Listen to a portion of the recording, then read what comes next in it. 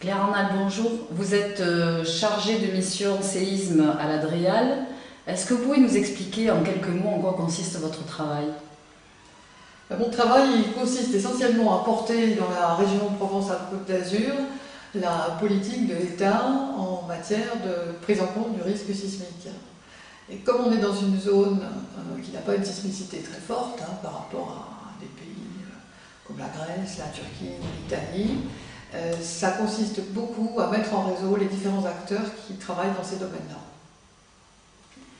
Je crois que vous êtes partie prenante du projet RAS. C'est un projet européen qui vise à sensibiliser les enfants et les adultes au risque sismique. Pensez-vous qu'il soit important de sensibiliser la population, en particulier la population qui réside en région Provence-Alpes-Côte d'Azur? Et si oui, est-ce que vous pouvez nous expliquer pourquoi? Je pense qu'en matière de prise en compte des risques, d'une manière générale, et du risque sismique en particulier, tout passe par la préoccupation que peuvent en avoir les citoyens. Et le citoyen, je dirais, qui est porteur du plus gros potentiel, ce sont les enfants, parce que d'abord, ils s'imprègnent des événements, ils s'imprègnent de la culture qu'on essaie de leur donner, et qu'ensuite ce sont des vecteurs vis-à-vis de leurs parents. Donc c'est vrai que pour nous, c'est une cible de choix. Est-ce que vous pouvez nous parler un petit peu des actions que vous avez entreprises justement pour sensibiliser les enfants et les adultes à ces risques naturels majeurs? Je dirais que j'ai eu, entre guillemets, la chance de commencer ma mission en 2008, qui était l'année précédente 2009 étant le centenaire du séisme de Provence, qui était le plus gros séisme que la France métropolitaine ait connu. Et ça a été quelque chose de très intéressant parce qu'on a mis en place cette commémoration. Il y a eu des acteurs de toutes sortes, des acteurs de la culture, des acteurs de la science, des gestionnaires de risques. Et tout le monde s'est mis ensemble pour commémorer, suivant ses propres critères, je dirais, cet événement. Et ça a permis à tout le monde de travailler ensemble, de créer de vrais réseaux et de parler d'un événement qui fait véritablement partie du patrimoine historique de la Provence. Est-ce que vous pensez qu'il faudrait mener d'autres actions dans ce domaine-là?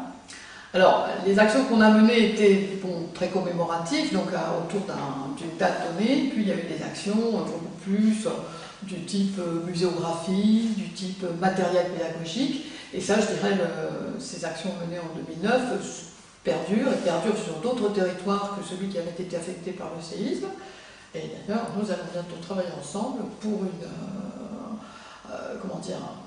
un événement muséographique qui va se dérouler sur le territoire de Digne, celui de Manosque et celui de Gap, qui sont des zones, ça on va peut-être en parler tout à l'heure, qui sont nouvellement sismiques, entre guillemets, au sens réglementaire du terme. Justement, est-ce que vous pouvez nous expliquer un petit peu plus en détail la nouvelle réglementation qui s'applique maintenant depuis le 1er mai 2011, je crois, au territoire français et à la région PACA en particulier? Oui, alors ce qui s'est passé, c'est que la réglementation française datait des années 90, tant dans le champ d'un zonage, c'est-à-dire des territoires qui étaient réglementairement affectés par le séisme, qu'au sens de la construction, qui, elle, datait également de ces périodes-là. Alors la science, la géologie en particulier, la sismotectonique, ont fait des progrès en quasiment 30 ans, ce qui fait qu'on a revu les zonages des territoires qui pouvaient être affectés par un séisme. Et puis le génie parasismique, c'est-à-dire la façon dont on peut construire pour résister au séisme, a également beaucoup évolué, parce que malheureusement, il y a eu un certain nombre de séismes dans le monde qui ont montré qu'il fallait construire d'une manière un peu différente que celle qu'on pensait.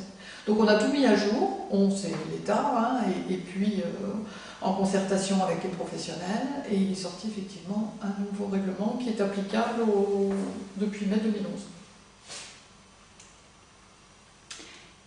Qu'est-ce que vous pensez faire pour pouvoir mettre un petit peu, sensibiliser les gens à cette nouvelle réglementation?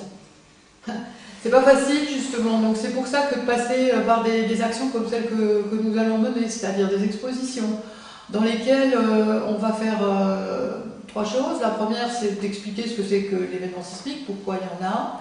Je dirais que c'est la partie scientifique. Il y a une deuxième partie qui est la partie de la machine à trembler, comme disent les Suisses, c'est-à-dire qu'on met les gens sur une plateforme vibrante et ça leur permet de percevoir ce que peut être un séisme.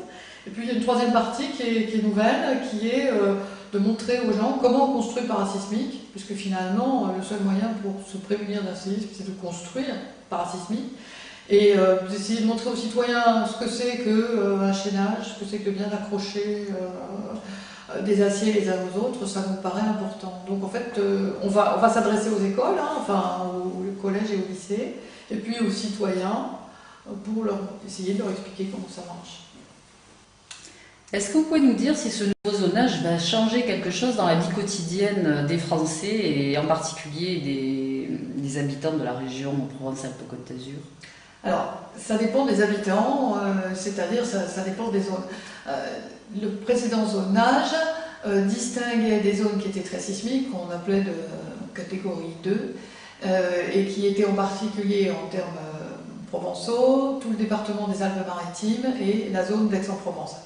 Aujourd'hui, l'équivalent de ce zonage 2, c'est-à-dire la partie la plus élevée du zonage en territoire métropolitain, elle concerne pratiquement tout le domaine alpin, donc toujours les Alpes-Maritimes, mais aussi les Alpes de Haute-Provence et les Hautes-Alpes, plus la vallée de la Durance. Et ces nouvelles zones, entre guillemets, qui sont considérées comme étant la sismicité la plus élevée en territoire métropolitain, celles-là n'étaient pas habituées à prendre en compte le risque sismique et vont donc être obligées de le faire.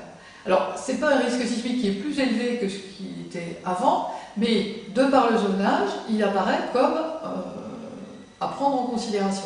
Il va donc falloir construire dans le neuf parasismique, et pour ça, je dirais, former tout ce qui est maçon à ce type de préoccupation. Alors, tout ce qui est grosses entreprises, bureaux d'études, etc., ce sont des gens qui savent faire, qui travaillent dans la France entière. Pour ce qui est de la partie plus locale, c'est vrai que c'est moins évident et qu'en plus, ce sont des corps de métier qui n'ont pas toujours le temps de se former à des choses nouvelles. D'où l'importance de saisir le citoyen pour qu'il travaille avec son maçon pour l'inciter à construire parasismique.